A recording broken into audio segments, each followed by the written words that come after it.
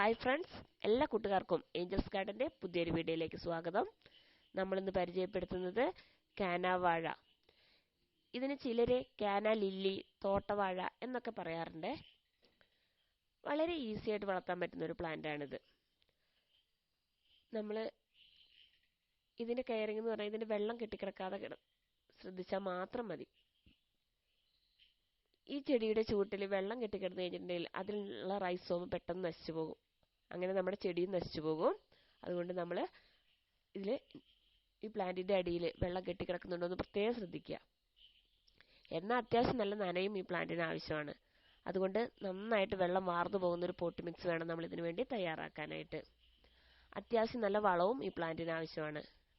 നന്നായിട്ട് വളം ചെയ്താൽ മാത്രമേ ഇതിൽ നന്നായിട്ട് പൂക്കൾ ഉണ്ടാവുകയുള്ളൂ. അതിനായിട്ട് നമ്മൾ ചാണകപ്പൊടി ഇടയ്ക്ക് ഇട്ട് കൊടുക്കുക. അതുപോലെ തന്നെ നമ്മുടെ വീട്ടിലുണ്ടാകുന്ന